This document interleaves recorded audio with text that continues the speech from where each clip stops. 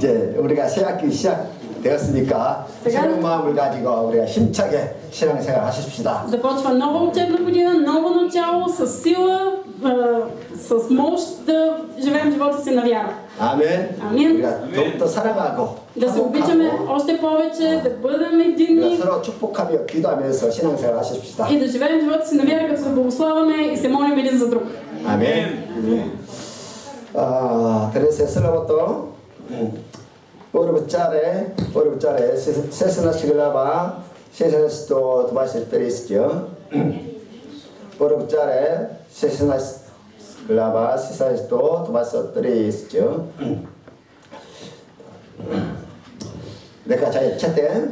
그래.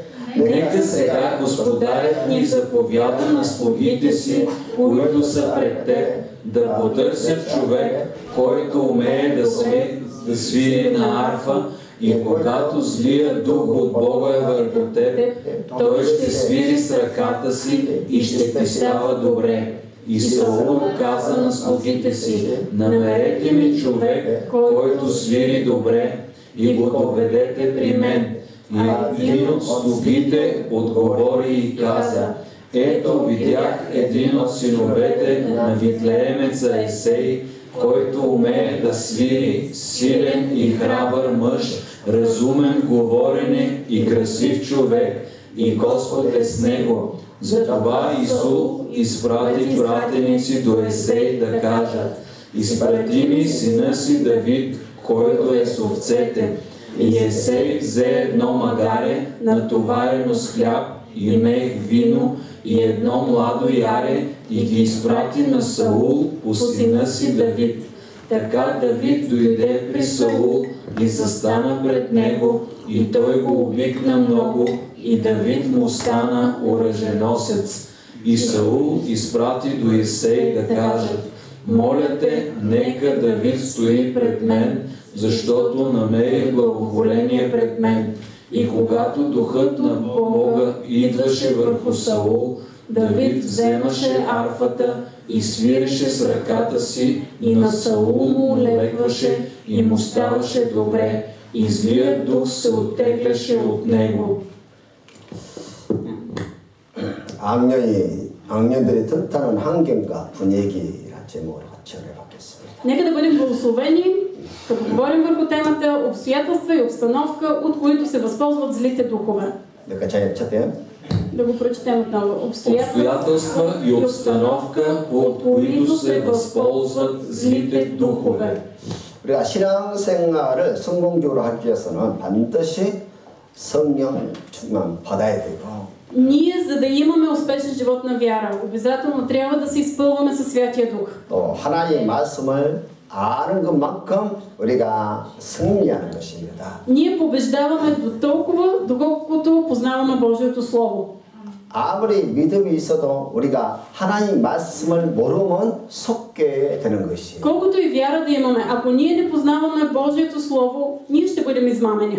우리가 예수 그리스도를 믿어서 구원에 이르게 됩니다. Ние с вяра в Исус Христос ставаме спасени. 그러나 그것으로 신앙생활이 끝나지 않고 Но това не е краят на нашия живот на вяра. 우리가 천국 들어가는 그날까지 계속 믿음이 성장하고 성숙한 신앙인이 되어야 합니다. До влизането си в Небесното царство, нашата вяра трябва да расте. Ние трябва да ставаме все по-зрели. 천국까지 가는 그 과정에 온갖 악령들이 우리의 신앙을 도둑질하고 파괴시킨다는 것이지요.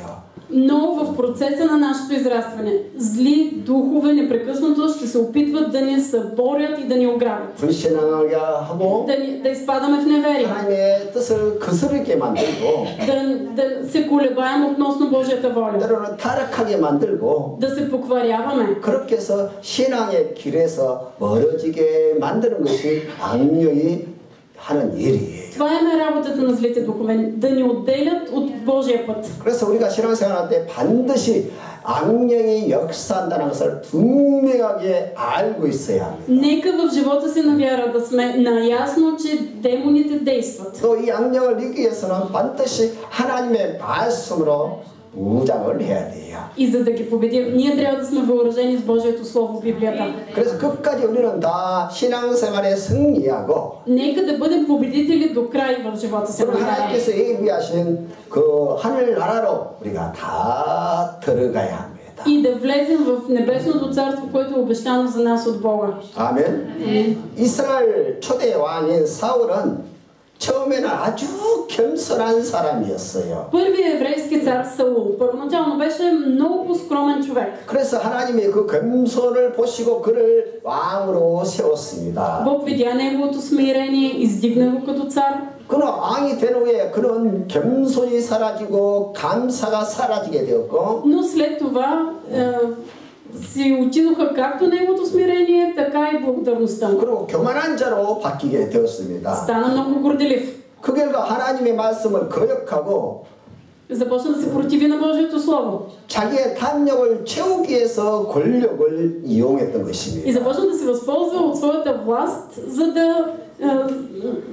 за да постигне своето си. 하나님은 그 모습을 보시고 실망하시게 되었고 Когато Бог го видя, много се разочарова. 사울을 왕으로 세운 것을 후회하셨다고 И 하셨습니다. дори в Библията пише, Бог съжали, че е издигнал Саул за цар. 그래서 사울을 버리고 И затова го 다윗에게 отхвърли. 기름을 부어서 다음 왕으로 세우게 되었습니다. Затова Бог отхвърли Саул и издигна, помаза за нов цар Давид. 다윗이 성령의 기름 부음을 받았을 때 Когато Давид беше помазан от Святия 하나님의 Дух, 신이 그에게 크게 임했다고 했습니다. Божият дух слезе върху него. 반면에 사울에게는 하나님의 신이 떠나고 그 자리에 악신이 들어왔다고 А 했습니다. от друга страна, Божият дух напусна Саул и в него влезе зъл дух. 하나님의 신으로 감동받은 다윗은 아주 마음이 건강했습니다. Давид, изпълнен със Святия Дух, той беше силен и смел. 생각하는 것도 아주 건강했습니다. Имаше здрави мисли. 그래서 사울이 자기를 죽이려고 추격해 올 때도 그는 사울을 미워하지 않았습니다. Дори когато Саул се опитваше да го убие, той не го намрази. 또 사울을 죽일 수 있는 기회가 있었지만은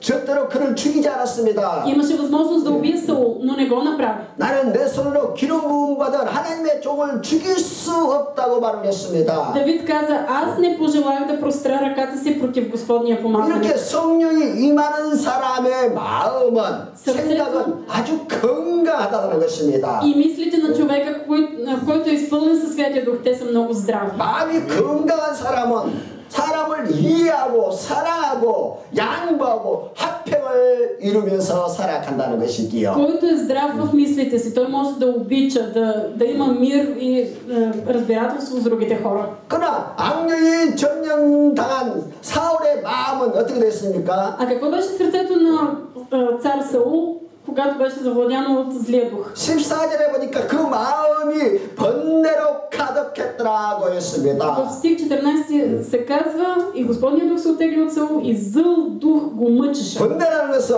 두려워하고 걱정하고 시기하고 미워하는 마음을 말하는 거예요. Измъчваше го с мисли на страх, безпокойство, ревност, завист. 왕령이 사울의 마음을 쫙 점령하니까 Когато злия дух завладя сърцето на Саул, 그때부터 다윗을 시기하고 질투하고 미워하고 튀기려고 했다는 것입니다. от тогава той започна да мрази, да завижда и да злорадства за Давид. 여러분 다윗이 어떤 사람이에요? Какъв беше Давид? 그는 나라를 지키기 위해서 자기 목숨을 걸고 골리앗과 싸운 사람이에요. Човекът, който беше решил да даде живота си, за да опази страната си и влезе в битка с Голиат. 그리고 다윗은 충신 중에 충신이었던 것이죠. Така че Давид беше една важна личност. 근데 이 다윗을 질투하고 시기하고 미워하고 죽이려고 했다는 것입니다. Но Саул реши да му завижда, да го мрази, презира и да го убие. 그러니까 악령이 역사하면 자꾸 이런 악한 마음이 생기는 거예요. Когато злите духове действат,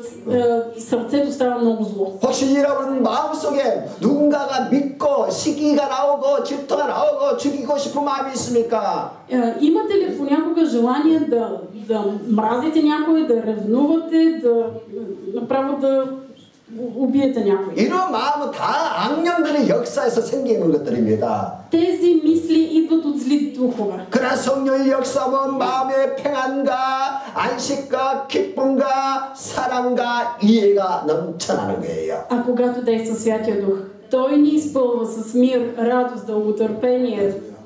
아멘. 그래서 우리는 어떤 환경에서 악령이 들어오는가 알고 반드시 악령을 막아야 신앙생활에 승리하게 되는 거예요. Ние ще бъдем победители в нашия живот на вяра, когато знаем, че в някои обстоятелства действат демони. 첫째로 한 영혼도 소외되지 않게 해야 합니다. На първо място, да не оставяме нито една душа да остане отчуждена. повторите? Нито една душа да не остане отчуждена. 이것이 쉽지 않다는 것을 우리가 다 알고 있습니다. Знаем, че е много трудно това да се постигне. 목사는 전 성도 한 사람도 뭐 소외되는 사람이 없도록 항상 노력을 합니다. Пасторът обикновено се старае никой да не се почувства извън отчужден. 모든 성도를 다 귀하게 여기고 어쩌든지 도와주고 싶어하고 Цени всеки един, иска да помогне. 바르게 신앙생활 하시도록 어쩌든지 도와주려고 신경을 쓰는 것이지요. Прави всичко възможно, така че всеки да има правилен живот на вяра. 근데 성도들끼리는 어떤 사람을 따돌리거나 비유하는 경우가 있다는 것입니다. Обаче има случаи, когато самите вярващи пренебрегват някого и той се чувства отчужден.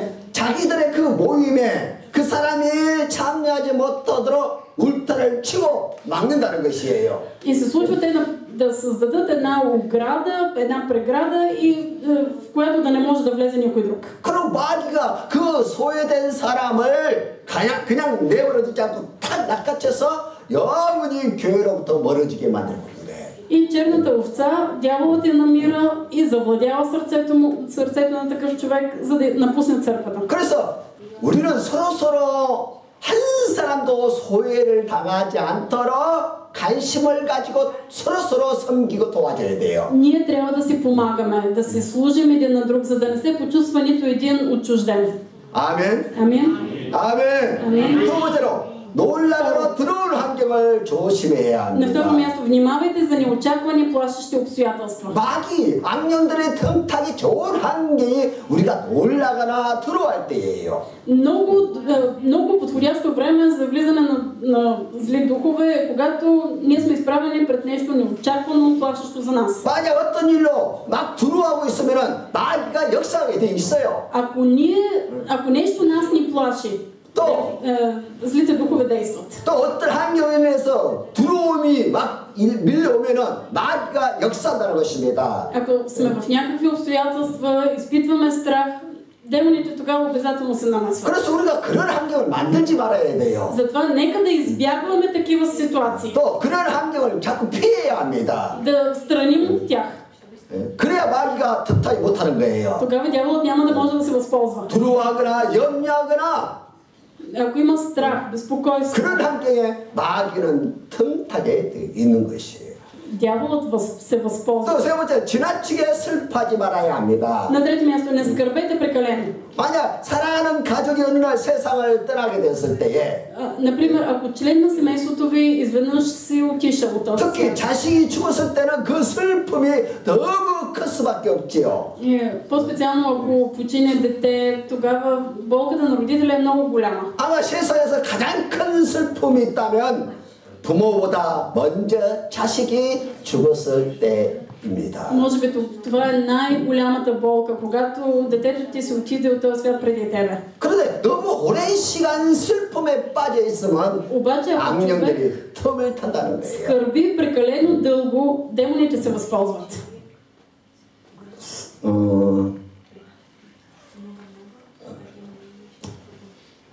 여러분 솔로인 첫째 글라바 13절에 보면은 В Първо Солунци 4 глава 13 стих можем да видим. 바울이 데살로니가 성도들에게 하는 말인데요. Това е нещо, което Павел казва на вярващите в Солунц. 소망 없는 사람들처럼 지나치게 슬퍼하지 말라고 말합니다. Да не скърбите като другите, които нямат надежда. 죽은 자로 인해서 그 사람 때문에 지나치게 슬퍼하지 말라는 거예요. Което означава не дейте да скърбите прекалено дълго за починали. 왜냐하면 예수 믿는 우리에게는 Защото ние, които вярваме в Христос, 하늘나라에서 다시 만난다는 소망이 있다는 것입니다. имаме надежда, че ще се видим с нашия починал близък отново в рая. 아멘. 근데 만약 Но 너무 슬퍼서 기절할 정도가 된다면 ако от скръп дори припадаме, 마귀가 역사예요.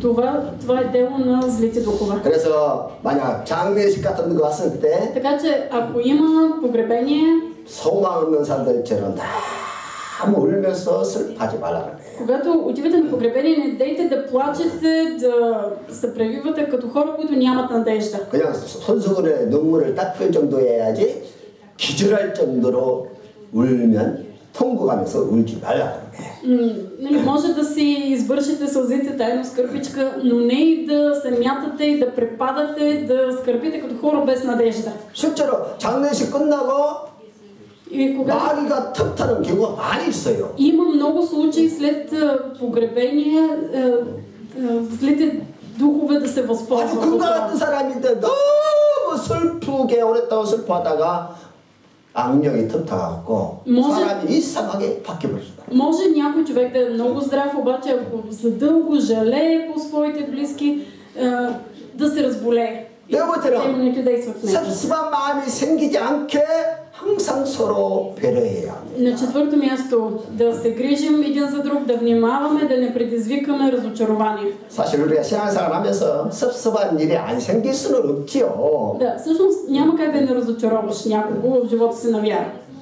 별거 아닌 것 때문에 더 섭섭해지고 마음이. Заради, ние сме наскърбени, ние самите заради някакви си дреболии. 그러나 그것이 쉬운 일이 아니지만은 우리가 섭섭한 마음이 생기지 않도록 서로 배려해 줘야 한다. Не е лесно, но нека да се грижим един за друг, така че да не предизвикаме разочарование от другия. 아멘. 아멘. 서로 관심을 가지고 да се интересуваме един от друг. 아픈 사람이 있으면 같이 아파해주고. Ако някой е болен, и нас да ни болеснем. 또 기뻐하는 사람이 있으면 같이 기뻐해주고. Ако някой се радва, да се радваме 또 с него. 축하할 일 있으면 같이 축하해주고.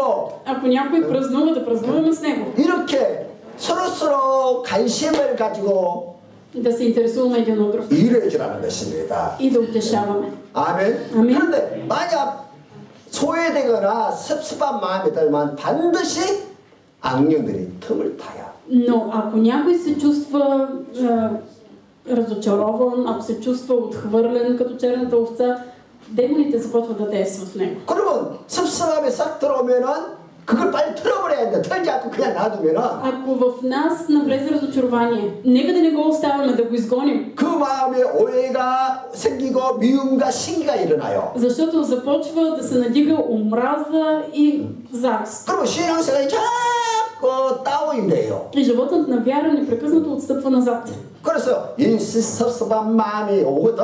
Така че дойде ли разочарование? 그때 예수 이름으로 털어내버려야 합니다. Да ги изгоним в името на Исус. 아멘. 다섯 번째로 죽은 자를 부르는 신접을 우리가 항상 조심해야 합니다. Да сме внимателни, да не призоваваме мъртвите.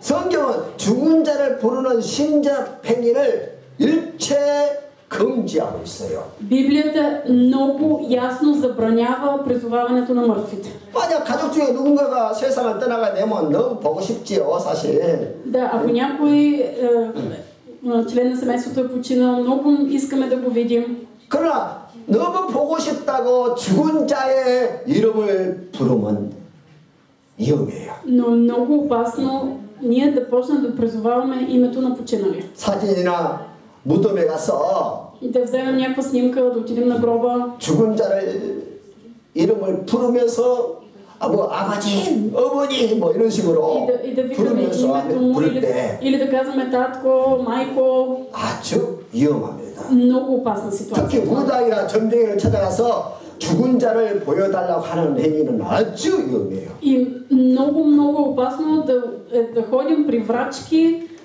за да призоваваме нашите мъртви. 왜냐면 부르는 순간 죽은 자가 나타나는 것이 아니라 Защото в момента, когато се призовава мъртвия, не се появява той. 그 죽은 자가 살았을 때 그에게 늘 붙어 자랐던 귀신이 있는데 그 귀신이 나타나는 거예요. А се появява злия дух, който е съпътствал живота на този мъртъв.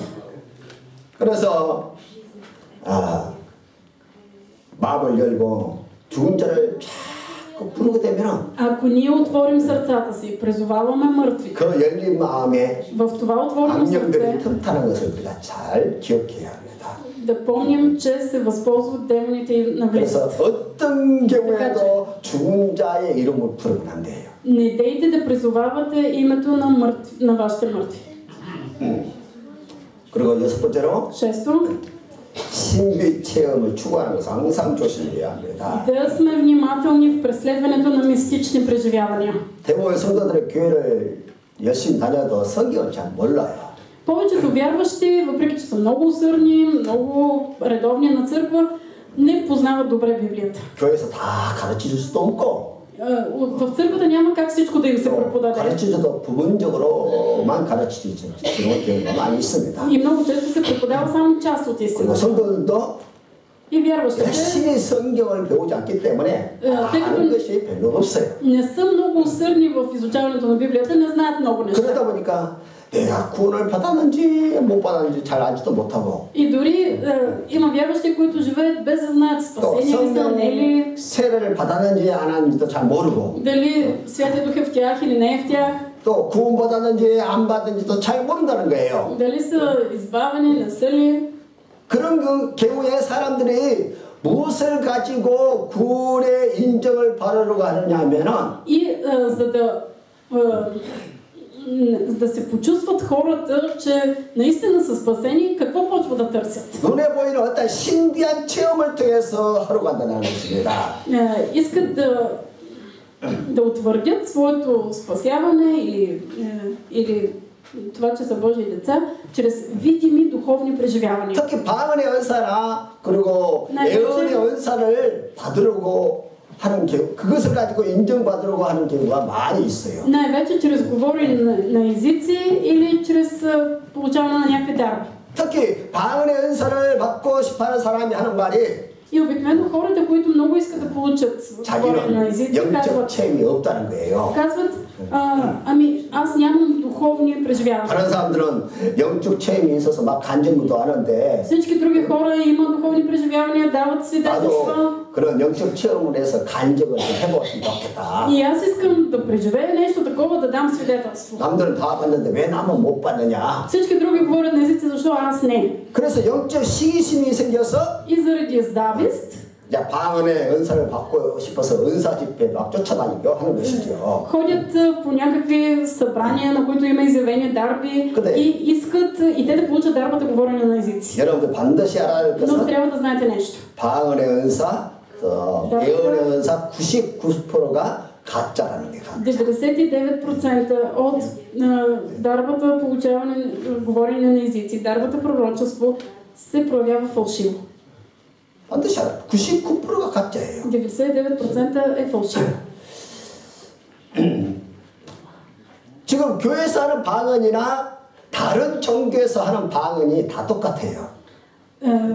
Говоренето на езици в църквата и в други религии е едно и също. 다른 종교가도요 얼마나 방언을 많이 하고 예언을 많이 하는지 몰라요. Просто не можете да се представите колко говорене на езици и колко практикуване има в други религии. 여러분들 사이트 들어가서요 그 방언이나 그런데 하는 예언들을 다 확인해 보면요. Може да влезете в интернет да видите как се говори на езици или как се пророкува в други религии. 기독교에서 하는 것과 똑같은 내용이에요. Съвсем същото е като това, което се прави в църквата. 왜 그런 현상이 나타나느냐 하면은 Но защо се появява това? 탐욕을 가지고 시기심을 가지고 구하니까 защото хората искат това от завист, от ревност. 귀신이 역사하는 것이에요. И демоните започват да действат.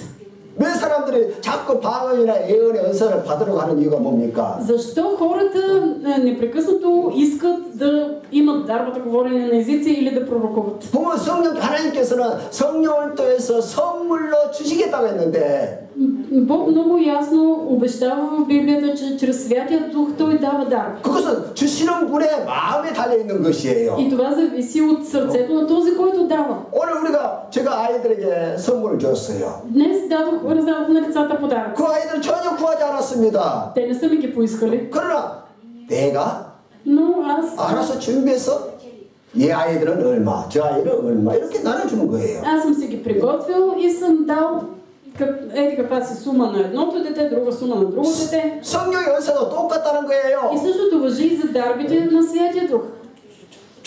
하나님은 주려고 지금 마음도 안 가지고 있는데 Бог не е решил да ти го даде. 사람들이 자꾸 탐욕을 가지고 시기심을 가지고 달라고 요청하니까 С алчност, от завист започват да искат. 마귀가 역사에서 И дяволът се 마귀의 намесва. 방은 마귀의 가짜 예언을 주더라는 것이. И той дава фалшиво говорене на езици и фалшиво пророкуване. 그래서 그런 것에 속지 말아야 합니다. Нека да не се измамваме от това.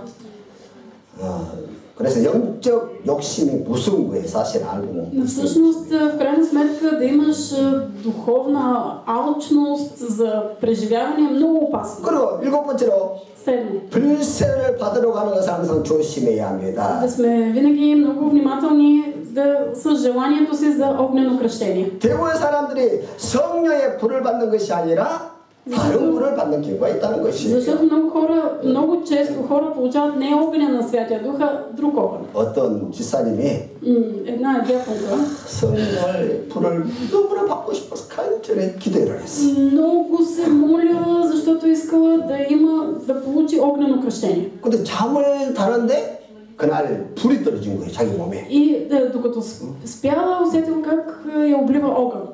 동시에 방언이 터진 거예요. И едновременно с това започна да говори на езици. 그래서 성령의 불세를 받았다가 너무너무 기뻐했고 И толкова щастлива започна да тръби навсякъде, че е спълнена с огъня на 전 교회 Святия Дух. 성도들이 축하를 해줬어요. И всички честитили. 근데 시간이 지날수록 사람이 이상해서 바뀌는 것입니다. Минало време, че тази жена напълно се променила. 눈에 자꾸 이상한 것이 보이고 귀에 이상한 것이 들리는 거예요. Почнала да вижда, да чува някакви странни неща. 그러면 또 만나는 사람마다 정죄하고 심판하는 거예요. И когато срещнала, се го укорявала и му говорила лошо. 너 언제 이런 죄를 졌지? И започнала да му казва, ти еди кога си съгреши по 너 това 무슨 начин. 잘못했지? Ти извърши грях. 그렇게 만나는 사람마다 정죄하고 심판하는 거예요. По този начин укорявала, съдила всеки срещнат. 그러다 보니까 교회 안에 오면은 성도들은 그 사람만 보면 다 도망을 부르는 거예요. И всички хора в църквата почнали да я отбягат. 심지어 목사님을 향해서도 정죄하고 심판을 하는 거예요. И тя дори съдила и давала оценки на пастора. 그것으로 끝나지 않고 자기 남편, 자기 자식을 향해서도 막 정죄하고 심판하는 И 것입니다. започнала да осъжда, да злослови и за съпруга си и децата си. 그래서 그 남편이 도저히 이런 여자하고 같이 살지 못하겠다고 Мъжът казал, аз повече не мога да живея с тази жена и се развел с нея. 그때서야 그녀가 Едва тогава 자기가 받은 불이 잘못된 불이라는 것을 깨달은 거예요. едва тогава тя осъзнала, че този огън, който е получила, не е бил добър. 자기가 받은 불이 성령의 불인지 알았더만 다른 불이었다는 거예요. Тя си мислила, че е получила огъня на Святия Дух, ама е било съвсем друго. 그러니까 다른 불이 들어오니까 자기 인생이 다 망치고 가는 거예요. Другият огън съсипва 모든 живота 감가 다 깨져 버리는 거예요. и е разсипал всичко. 그러니까 다른 불을 받는다는 것이 이렇게 무서운 것입니다. Много е опасно ти да получиш друг огън. 다른 사람과 관계가 안 돼요. Защото 이해하고 용서하고 사랑하는 것이 안 돼요. няма да имаш добри отношения с другите хора, не можеш да обичаш, не можеш да влезеш в положението на другия. 그냥 자기의 은사 받았다는 그 우월감과 교만으로 모든 관계가 끼어지고 불행으로 끝나는 것 같더라고요. И всъщност тази гордост, че ти си получил някаква дарба, те водят до омраза. 물론 성경에는 성령의 불세례라는 단어가 나옵니다.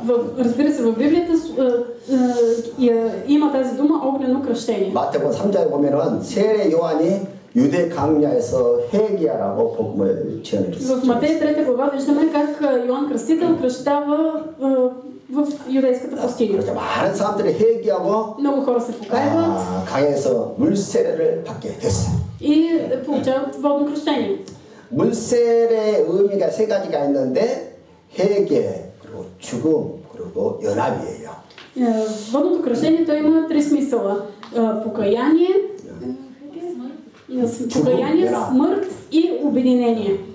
죄를 회개해서 Да се покаже за 물에 греховете си, 잠기는 순간 когато влизаш във водата, 내 옛사람인 죄가 죽는 것이고 греха и старият човек умират. 또 물에서 올라오는 순간 И когато излизаш от 새사람이 водата, 돼서 주님과 연합하게 되는 ти 것이죠. ставаш нов човек, който се обединява с Христос. 그래서 쉽게 말하면 С други думи, 세를 통해서 죄와 이별하고 чрез водното кръщение ти получаваш развод с греха 예수 그리스도와 연합하는 거예요. и се свързваш с Исус Христос. 그래서 예수 그리스도를 믿는 성도들은 така че 세를 вярващите 받는 것이지요. в Исус Христос получават водното 이 кръщение. 세례 의식은 마치 결혼식과 비슷해요. Водното кръщение е много подобно на сватба. 남녀가 만나서 결혼식을 하지 않습니까? Мъж и жена се женят, имат сватбена церемония. 이제 결혼을 한다는 것은 과거에 홀로 자기 마음대로 자기 뜻대로 살았던 옛사람이 죽게 되는 것이고 И по време на брачната церемония твоя стар човек, който е бил самотен, умира. 이제 둘이 한 몸, 한 가정이 되는 것을 결혼식이에요. И двамата заживяват като едно цяло. Това е сватба. 그래서 결혼하면 이제는 뭐 처녀 총각 때 살던 그 모습을 다 버리는 것이지요. И когато хората се женят, те вече не живеят като ерген и мома. 부부간에 하나가 돼서 서로 생각하고 서로 의지하고 서로 살아가게 된 거예요. Те стават семейство, което да мисли в единомислие. Те стават едно цяло. 이처럼 우리가 세례를 받음으로 주님 죄에 대해서는 죽고 주님과 연합이 이루어지는 거예요. Ние, които сме минали водно кръщение, ние сме умрели за греха и сме се съединили с Христос. 그래서 아직도 세례 받지 않는 사람이 있다면 다 세례를 받으시기 바랍니다. Ако някой от вас все още не е получил водно кръщение, нека да го направи. 근데 이 세례를 받은 현장에 많은 바리새인들과 사두개인들이 구경하려고 왔어요. Докато течеше водното кръщение от Йоан Кръстител, отидоха много фарисеи и садукеи да гледат.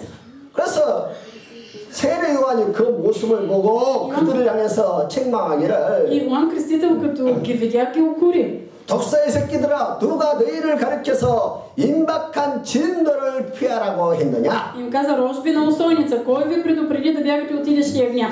너희는 회개에 합당한 열매를 맺어야 할 거 아니야? Вие принасяйте плодове достойни за покаяние. 그렇지 않으면 도끼가 좋은 열매 맺지 않는 나무를 찍어서 그 나무를 불쑥에 던져버리는 것이 아니냐? Ако не го направите, братвата лежи вече при корена на дърветата и всяко дърво, което не дава добър плод, се отсича и се хвърля в огъня. 이처럼 회개가 없는 세례, 회개가 없이 세례 받는 것은 아무런 의미가 없다 그거예요. Което означава, че водно кръщение без вяра няма никакъв смисъл. 회개를 통해서 내 사람이 죽고 제 사람이 죽고 Чрез покаяние старият ти човек умира, греха умира.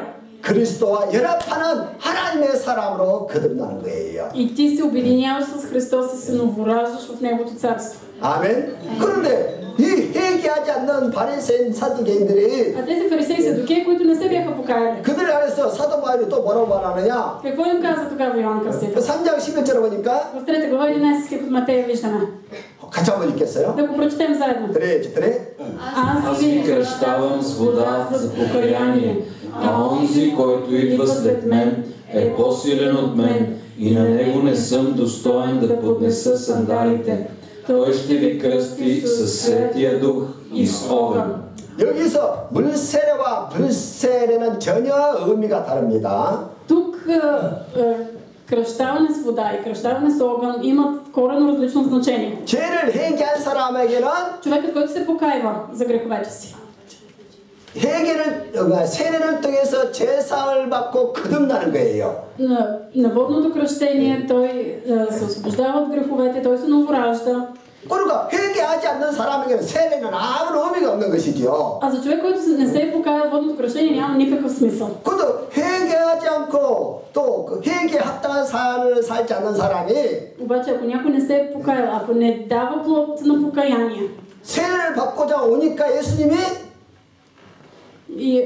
и иска да пристъпи към водно кръщение, 세례 요한이 하는 말이 예수님 오셔서 성령의 불세를 행할 것이라고 했어요. Йоан Кръстител казва на такива хора, ще дойде този, който е по-силен от мен и той ще ви кръсти с огън. 여기서 불세례는 바로 성령의 심판을 말하는 거예요. 불로 심판할 것을 И 말하는 거예요. това огнено кръщение означава съд.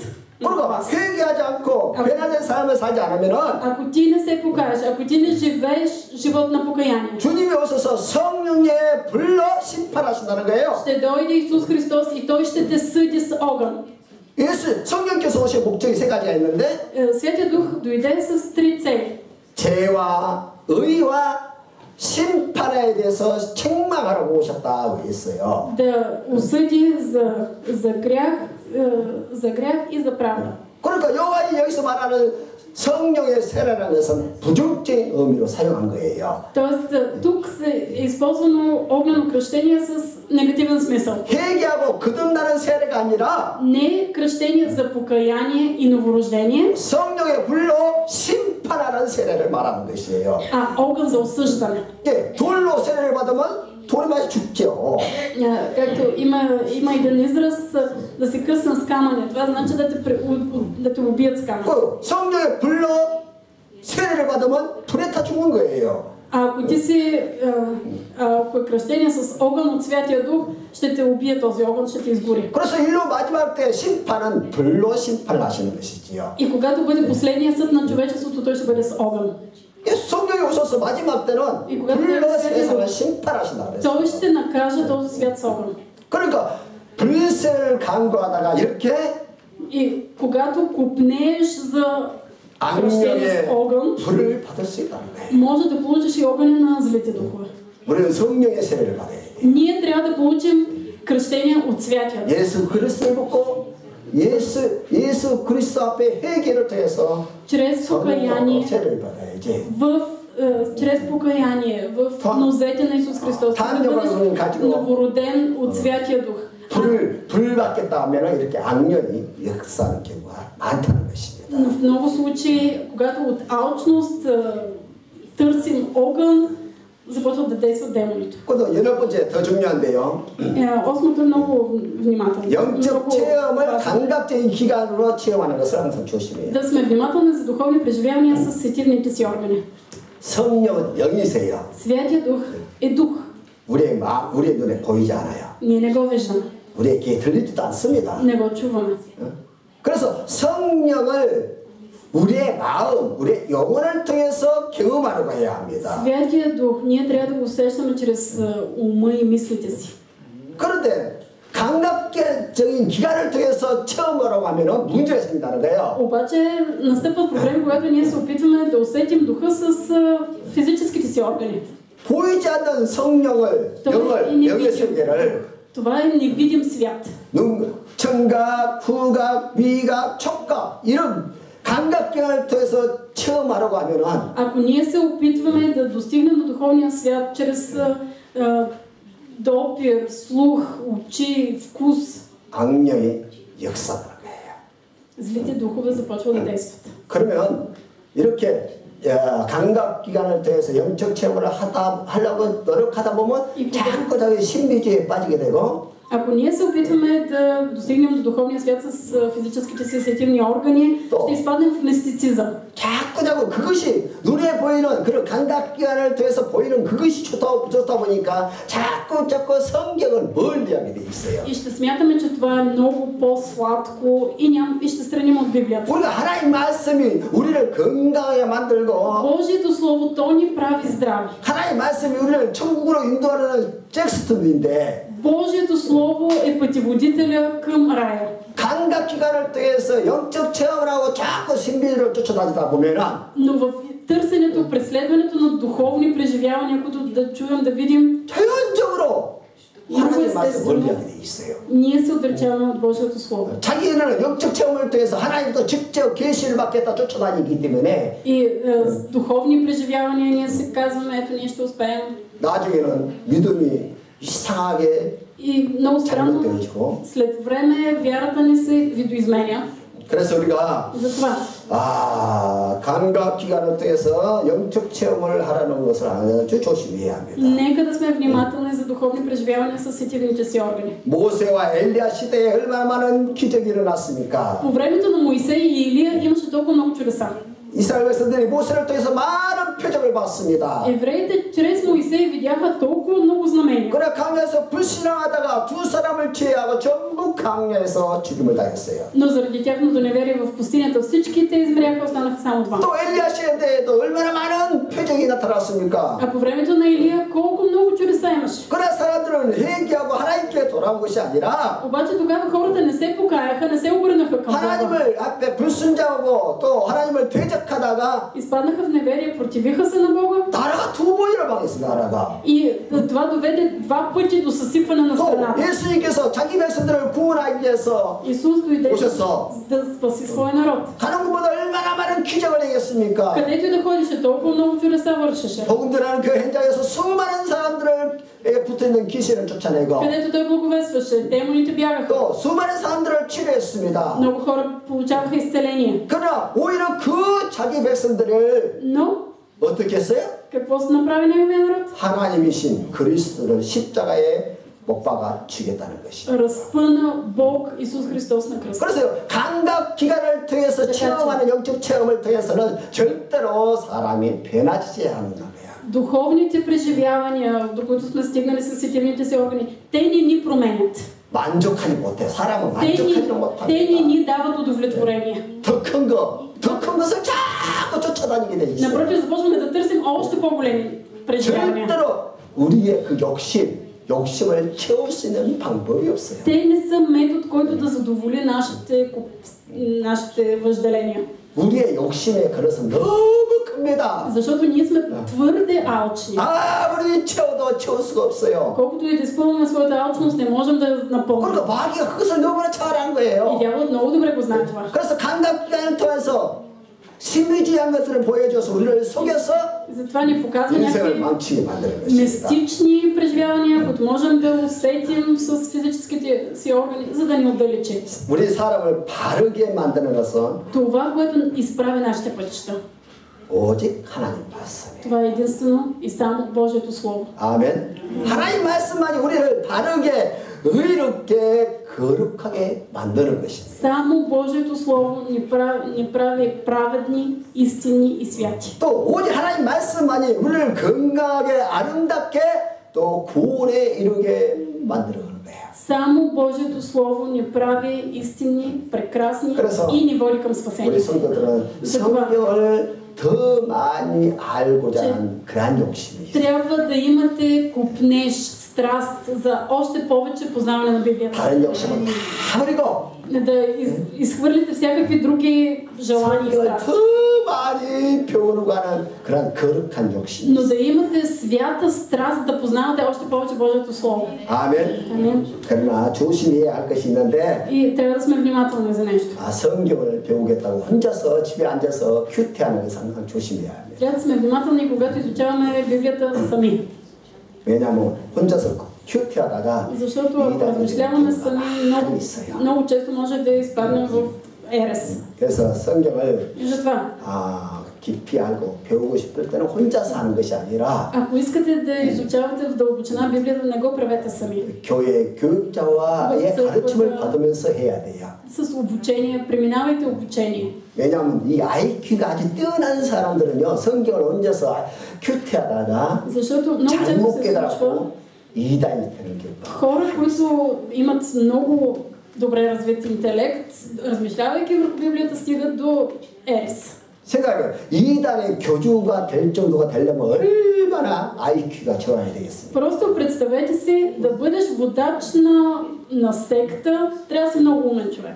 수십만, 수백만 명의 사람들을 속여야 되는데 Защото трябва да измамиш стотици хиляди хора.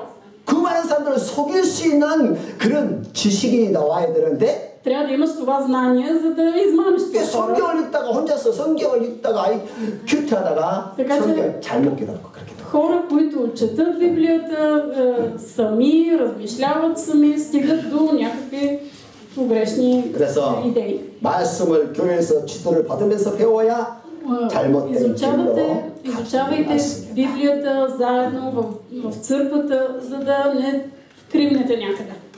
우리는 악령의 튼튼한 이런 환경들을 잘 보고 Нека да избягваме ситуации, които са възможности за демоните да действат. 8가지 말했죠. 8가지 악령이 튼튼한 환경. До сега говорихме за 8 такива обстоятелства. 이런 것을 잘 먹고 우리가 그것을 항상 뿌리치고 Нека да сме внимателни, да избягваме такива обстоятелства 항상 우리는 하나님 말씀으로 충만해야 합니다. и да се изпълваме с Божието Слово. 아멘. 무엇이 성령의 역사이고 무엇이 악령의 역사인가를 우리가 잘 알아야 돼요. И девето, трябва да знаем кои са делата на Святия Дух и кои дела на злите духове. 우리가 물건을 하나를 사도 속으면 얼마나 억울하고 속이 상합니까? Колко ще бъде, ако ние купуваме нещо по интернет и сме измамени, се чувстваме толкова ограбени, унеправдани. 하물며 영적인 일에 사기를 당하면요. А ако сме измамени духовно, 돌이킬 수 있는 길이 없다는 거예요. няма как да се върнем назад. 왜? Защо? 영적인 일은 우리의 생명과 깊은 관계가 있다는 거예요. Защото духовните неща са пряко свързани с живота ни. 절대 우리의 영혼을 원수마귀에게 빼앗기지 않도록 우리의 영혼을 잘 지키고 관리하는 것입니다. Да бдим, за да не бъде ограбена от лукавия. 아멘. 아멘. Амин. 악령의 열매를 우리가 보겠습니다. Нека да видим какъв е духа на злите духове. 악령의 열매를 보면은 거짓 방언, 거짓 예언, 거짓 통역, 거짓 입신이라는 것들이 있어요. Има лъжливо говорене на езици, лъжливи пророчества, лъжливо тълкуване, лъжливо изпълване. 이런 것들은 악령이 성령을 가장해서 나타나는 열매들이에요. Това е плод, който се проявява, когато демоните се правят на Святия Дух. 열매가 아주 악해요. И плодът е много зъл. 하나님은 인격자이기 때문에 사람을 대우할 때 인격적으로 대우해요. Бог е личност. Той говори с човека на личностно ниво. 그러나 사람들을 비인격적으로 대우하는 것들은 다 악한 영들이 하는 일이에요. И отнасянето към друг човек не като личност, това е дело на злите духове. 그래서 그 열매를 보면 이것이 성령의 역사구나 악령의 역사구나를 알 수 있어요. Можем да разберем дали нещото идва от нечестиви духове или от Святия Дух. 성령 역사는 어떤 거냐? 열매는 А какъв е плодът на Святия Дух? 사랑과 희락과 화평과 인내, 자비, 양성, 충성, 온유, 절제라고 있어요. Любов, радост, мир, дълготърпение, благост, милост, милосърдие, вярност, кротост и себеобуздание. 그리고 성령의 역사하면은 이런 좋은 열매가 맺게 돼 있어요. Когато действа Святия Дух, има такъв добър резултат. 이런 아름다운 열매가 자꾸 맺힌다는 거예요. Прекрасен резултат дава плод. 이해가 되고 용서가 되고 사랑이 되고 Ти разбираш другия, прощаваш, обичаш, 섬기고 싶고 искаш да служиш, 널 도와주고 싶고 искаш да помогнеш, 섬기고 싶고 봉사하고 싶고 искаш да служиш, да помагаш. 그냥 사람 살리는 것이 즐거워요. И 즐거워. се радваш на това да превдигаш човек. 그러나 악령의 열매는 이것과 정반대로 А плодът на демоните е коренно различен. 사람을 무시하고 짓밟는 것이지요. То е презиране и тъпкане на другия. 여러분 사람이 누구예요? Кой е човекът? 하나님의 형상이에요. Божия образ и подобие. 저와 여러분 다 하나님의 형상이에요. Всеки един е създаден по Божия образ и 하나님의 подобие. 모습이에요. 하나님의 모습. Тоест, вие сте Божия образ. 그러니까 마귀가 우리를 볼 때 하나님의 모습으로 보는 거예요. И дявол като гледа на нас, вижда Бог. 그래서 하나님의 모습인 우리 인간이 И иска Божия образ 실패하는 것을 마귀가 가장 즐기는 일이죠. да се провали. На това се радва най-много. 그래서 마귀가 역사하면 И когато демоните 우리의 действат, 인격을 짓밟아서 те ни потъпкват 삶을 불행하게 만드는 거예요. и вкарват живота ни в нещастие. 그래서 악령의 열매와 성령의 열매가 무엇인가를 분명히 알고 Нека да сме наясно какъв е плода на демоните, какъв е плода на Святия Дух. 우리가 성령의 열매를 풍성하게 맺어가야 И да 합니다. имаме изобилен плод от Святия Дух. 한국에 다미 선교회가 30년 전에 주님의 재림을 예언한 적이 있었어요. Преди 30 години в Корея се появява една така наречената група мисионерски център Тами, което започва да пророкува, че ще дойде край на света.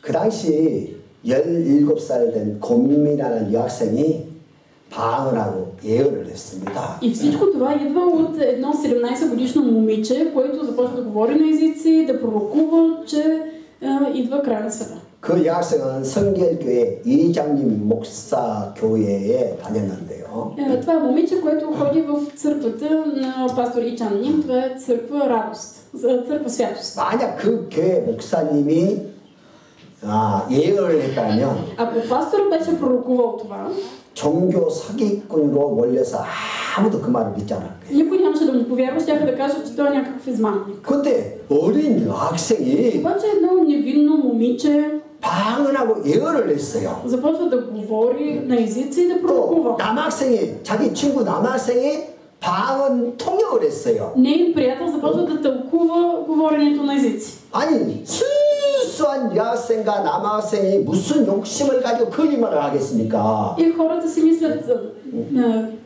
дали те имат някакви задни мисли да пророкуват, да го говорят това нещо. 그러니까 모든 사람들이 И всички хора 그 여학생이 한 말을 다 진짜로 믿었어요.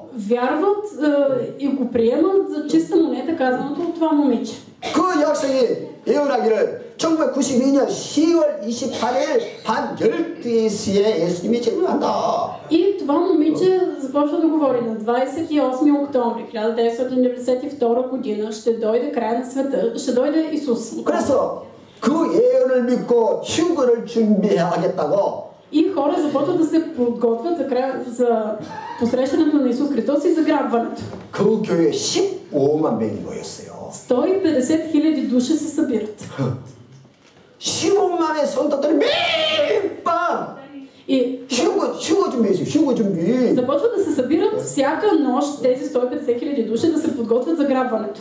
그 교회만 가면 누구든지 다 방언받고 예언을 했어요. Всеки, който е влизал в тази църква, е започвал да говори на езици и да пророкува. 생각해 15만 명이 15만 명이 Представете си 150 000 души. 매일 15만이 모여서 방언하고 예언했다니까요. Са се събирали и са говорили на езици и са пророкували. 그리고 예수님의 재림을 기다리면서 휴가할 준비를 하얀 옷 휴가할 준비를 했다니까요. И облечени в бели дрехи, очакват идването на Исус Христос и да посрещнат във въздуха. 그 교회 다니는 성도들은요 직장도 버리고 학교도 버리고 다 버리고 Хората от тази църква 휴거 준비만 했다니까. напускат училище, работните си места, семействата си и се подготвят за грабването. 그러나 결국 그들이 예언한 날짜는 이 날짜에 주님은 오시지 않았고 거짓말이 되고 말았던 것이죠. Но в крайна сметка на пророкуваната от тях дата Исус Христос не идва и се оказва, че е лъжа. 그러니까 15만 명의 방언이 다 가짜였다는 거예요. Което означава, че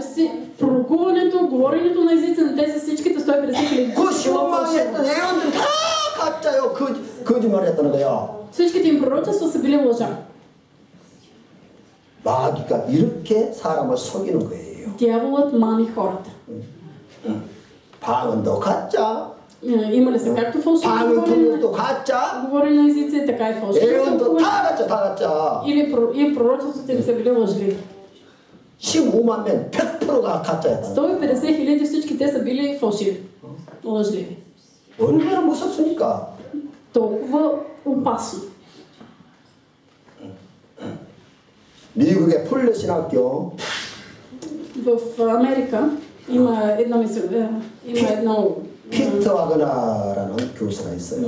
има едно библейско училище, ръководено от Питер Вагнер. 이 사람이 이제 신사도 운동을 만든 사람이에요. Това е човек, който започва движение за дарбите на духа. 신사도 운동 들어보셨어요? Чували ли сте за течението на 노비 사도? движение, да, новото движение за дарби. 들어보셨어요? Чували ли сте го? Питер Вагнер. 들어보신 분 손 한번 들어. Нека да тигна ръка, ако някой го е чувал. Ново движение.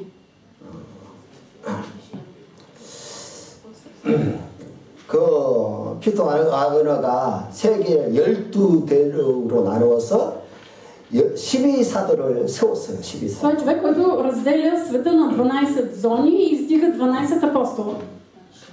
이 12사도가 자기는 진짜 하나님께서 세운 사도라고 그렇게 생각하고 그 사람들은 교회마다 돌아다니면서 예언을 했습니다. И тези хора, тези 12 апостоли, които смятат, че са издигнати като истински апостоли от Бога, ходят по църквите и пророкуват. 또 거기에 영향받는 수많은 교회 목사들이 자기도 사도라고 하면서 И много пастори са повлияни от тях и започват да изявяват: аз съм апостол, избран от Бога. 불가리아 교회의 50%는 다 신사도 운동을 해요. И това много се практикува. 50% от църквите в България го практикуват. 내가 만나는 목사들 거의 대부분이 다 자기가 사도래요. повечето от пасторите, които съм срещал в България, казват: аз съм апостол. 심지어 어떤 성도들도 그래요. 자기가 사도고 дори има и някои 예언자라는 거야. дори и има хора от вярващите, които казват: аз съм пророк, аз съм апостол. 나를 보고 다 예언을 하는 거야. 예언을. срещат се с мен и започват да ми пророкуват. 근데 그것이 100% 다 가짜. 100% е лъжа. 생각을 해. 피터 아그너가 누군데? Просто представете си, който е някакъв си Питър Вагнер. 교수요, 교수. Той е професор. 그가 예수님이 아니에요. той не е Исус. 아, 자기가 무슨 권세가 있어서 12명의 사도를 세울 수 있습니까? С каква сила той може да издигне 12 апостола? 그러니까 피터 아그너도 가짜고, така че и той е лъжа. 신사도도 가짜고, и движението от него, започнато от него е лъжа. 그 운동을 하면서 예언하는 것도 다 가짜라요, 다 가짜. и всичко, което се пророкува от това движение, са си лъжи. 그럼 수많은 교회가 다 속고 있다는 거예요. което означава, че хиляди църкви са измамени. 우리가 분별력이 있어야 합니다. трябва да имаме проницателност. 그러니까 그들이 하는 방언도 가짜, 방언 통역도 가짜, 예언도 다 가짜, 다 가짜. което означава, че са фалшиви, тяхното говорене на езици, тълкуване на езици, пророкуване, всичко. 성경은 이러한 것을 행하는 자를 죽이라고 그랬어, 죽이라고. това е подсъдно от Библията. 구약 성경에 나와 있어요, 죽이라고. В Стария завет лъжеучителите трябва да бъдат убити. 우리 시대에는 죽일 수가 없지만 법적으로 할 수 없지만. В нашата ние живеем във време, в което не е законосъобразно да убиеш някого. 구약에 제사장, 선지자가 있는 시대에는 Но по времето 그게 가능한 법이었습니다. по времето на свещениците в Стария завет това е бил закон, който е позволявал убийство. 그래서 우리 성도들 영적으로 깨어 있어야 합니다. Ние вярващите трябва да бъдем духовно будни. 오직 말씀 중심으로 살아야 합니다. Да живеем въз основа на Божието слово. 아멘. Амин. 성경에는 계시와 예언이 기록되어 있는데 в Библията има пророчества и откровения. 이 두 개는 전혀 다른 것이에요. които са напълно различни неща. 계시라는 거 뭐냐면은 какво е откровение? 장차 미래에 우리 역사에 일어날 일을 말하는 것이에요. Откровение е за нещо, което ще се случи в бъдещето. 그래서 하나님이 인류 역사에 이루고자 하는 하나님의 계획이 있어요, 계획. Бог има план за нещо, което да извърши в човешката история. 그걸 계시라고 말하는 거예요. И разкривайки го, това е откровение. 그래서 계시는 개인에게 하는 것이 아니에요. И откровението не се дава на един човек. 인류 역사를 위해서 하는 거예요, 역사. То не е за един човек, то е за човешката история. 그럼 예언은 뭐냐? А какво е пророкуване? 예언은 하나님 말씀, 다시 말하면 하나님의 법을 말하는 것이다. Пророкуване е изявяване на Божието слово и Божия закон. 하나님께서 그 백성 이스라엘 백성들에게 말씀을 주셨는데 Бог даде своето слово на еврейския народ. 이 말씀을 따라 살면 너희가 이러한 복을 받을 것이고 И им каза: ако вие живеете според това слово, вие ще получите еди какви се 그 благословения. 말씀대로 살지만은 저주가 임할 것이다. А ако не следвате това слово, ще има проклятие. 근데 이스라엘 백성들이 그 하나님 말씀대로 그 법을 따라 살지 못했습니다. обаче евреите не следваха с Божието слово. 우상 숭배하고 하나님을 대적하고 изпадаха в идолопоклонство, противиха се на Бог. 교회에서 예배를 드리는 늘 신비주의 그런 것만 쫓아가고. въпреки че имаха богослужения в храма, те следваха само 그래서 месечните 하나님께서 ритуали. 선지자를 보내서 затова Бог изпращаше пророци, 너희가 회개하고 돌아와라. които да им казват: покайте се, обърнете се. 너희가 하나님 말씀을 떠나서 이렇게 범죄하고 있다. Вие сте напуснали Божието слово и се грешавате. 돌아오지 않으면 이런 저주가 임할 것이다. ако не се върнете, ще има какво си проклятие на 그걸 вас. 보고 예언이라 하는 거예요. това се нарича пророчество. 하나님 말씀을 그대로 전하는 것을 예언이라. предаване на Божието Слово такова каквото е. 그러니까 오늘날도 설교자들이 설교하는 것도 다 예언이에요. Което означава, че проповедта също е пророкуване. 네, 하나님 말씀을 그대로 그걸 가지고 설명을 해주는 거예요. Защото това е разяснение на Божието Слово.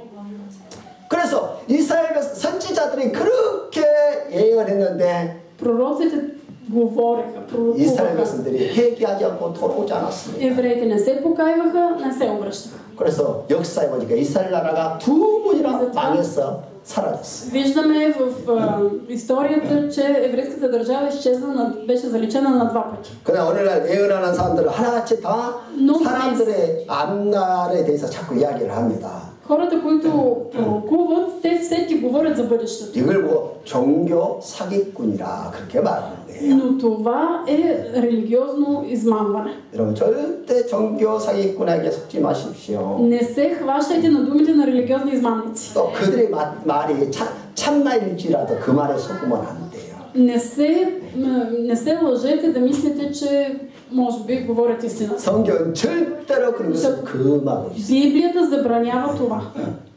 여러분 예수님께서 Исус Христос, 설교를 할 때, 예언을 할 때, когато той пророкуваше, като проповядваше, 뭘 가지고 예언을 했어요? въз основа на какво проповядваше той?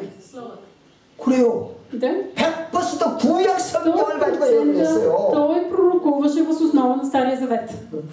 예수님이 예언할 때, 말씀할 때 구약 성경 100% 뭘로 말했어요? Когато говореше, когато пророкуваше, 100% беше Стария Завет. 구약 성경의 내용을 풀어서 설명했더라고요. Той обясняваше, разясняваше пророчествата от Стария 그럼 Завет. 예수님의 제자들은 어떻게 했어요? И какво правиха учениците на Исус? същото. 구약 성경을 가지고 풀어서 설명하고 전도했다는 거예요. разясняваха и благовестваха. 왜? 그 당시에는 구약 성경이 성경이거든요. Защото Библията по него време беше Стария Завет. 언제나 구약 성경만이 그 당시에는 성경으로 인정했던 당시예요. Да, по негово време Библията, единствената, беше Стария Завет. 그래서 구약은 가장 기초가 되는 것이고 Стария Завет беше основата, 기본이 되는 것이고 стълба. 구약이 없으면 신약은 존재할 수가 없는 거예요. Без Стария Завет няма как да съществува и новия. 그래서 성경을 잘 알아야 돼. 그래야 안 Затова 돼요. трябва да сме добре наясно с Библията, за да не бъдем измамени. 우리 성도들은 가짜 방언이나 예언에 속지 말아야 합니다. Не се подлъгвайте от фалшиви пророчества или говорене на език. 우리가 성경을 잘 알면 열 번째로 사랑받고 사랑하는 단계로 나아가는 거예요. И познавайки Библията, на 10 място старайте се да бъдете обичани и обичащи. 우리의 신앙이 사랑하는 단계까지 가야 돼요. Нашата вяра трябва да стигне до степен любов. 근데 대부분 성도들이 믿음으로 끝이요. За повечето вярващи, живота на вяра приключва с вяра. 믿습니다. Казват вярвам. 하나님 믿어요. Аз вярвам в Господ. 근데 거기서 끝이요. И това е край. 더 이상 안 자라. И не растат повече. 믿음으로도 시작해서 Но се започва от вяра.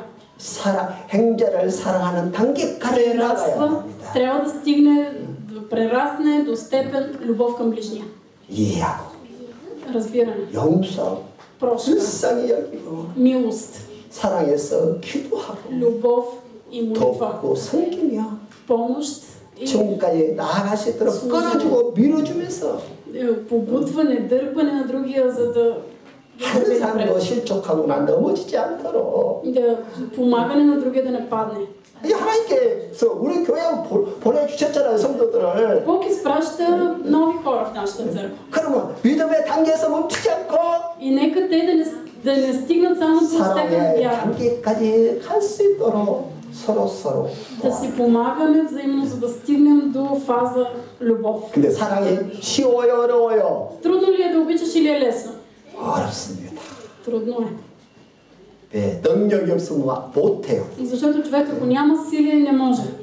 내가 능력이 없으면 절대 용서가 안 됩니다. Ако аз не съм изпълнен със сила, не мога да простя. 내가 능력이 없으면 절대 사랑 Ако 못해요. нямам сила, не мога да обичам.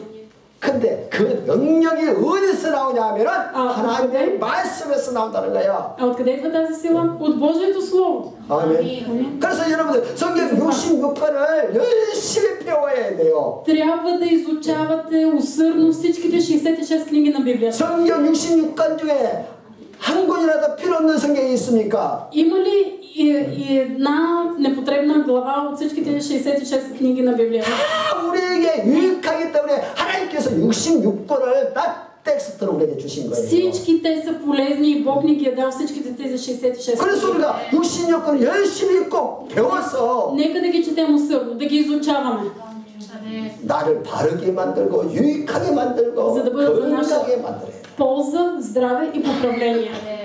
사랑하는 사람, Да обичаме. 사랑하는 사람으로 내 자신을 변화시켜 나가는 거예요. И те ни променят в това да бъдем обичани и обичащи. 아멘. 그래야 우리 신앙이 흔들리지 않지. Само тогава нашата вяра няма да се поклаща. 말씀을 모르면 не знаем 얼마나 사랑이 Божието слово. 흔들리는지. Все ще се колебаем. 평생 여기 갔다 저기 갔다가 Цял живот ще се лутаме насам-натам. 아니 돌아다니다가 자기 교회도 없어, 자기 목자도 없어. Толкова хора само обикалят и си нямат своя църква, нямат си свой пастор. 그건 신앙생활이 아니에요, 신앙생활. Това не е живот на вяра. 한 교회에서 머물러서 Трябва да си имаш твоя църква. 안정적인 신앙생활을 하면서 Безопасен живот на вяра. 말씀을 통해서 신앙이 자라고 И вярата ти да расте чрез изучаване на Словото. 그곳에서 서로 사랑하고 В любов един между друг. 도와주면서 같이 하늘나라를 가야 한다는 И 거예요. в единство отиване в Небесното царство. 이것이 하나님의 뜻이요. Това е Божията воля. 아멘. Амин. 서로 도와주십시다. Нека да си помагаме един на друг, да се обичаме един на друг. 한 사람도 마귀에게 뺏기지 마십시다. Нито един да не бъде отмъкнат от дявола. 아멘. 얼마나 귀합니까? Колко е скъпоценен всеки. 다 하나님의 형상이에요. Всеки е Божий образ. 하나님의 뜻은 모든 하나님의 형상이 다 구원받기를 원하시고 Божията воля е всеки един, който е Негов образ да бъде спасен. 그런데 믿음에서 멈추다 보니까 믿음이 안 Но 자라니까 когато ние спираме на фаза вяра, вярата не расте. 서로 상처 주고 Нараняваме се 마귀에게 뺏기고 и сме отмъкнати от Сатана. 우리는 그러한 삶을 살면 안 된다. Нека да не живеем така. 할렐루야. 열심히 하나님 말씀 배우십시다. Нека да изучаваме усърдно Божието Слово. 아멘. 아멘. 정말 여러분들이 성경을 배우겠다면 저는 얼마든지 여러분들에게 가르치실 준비가 되어 있어. Аз съм готов. Стига само някой да каже, иска да учи Библията, ще преподавам.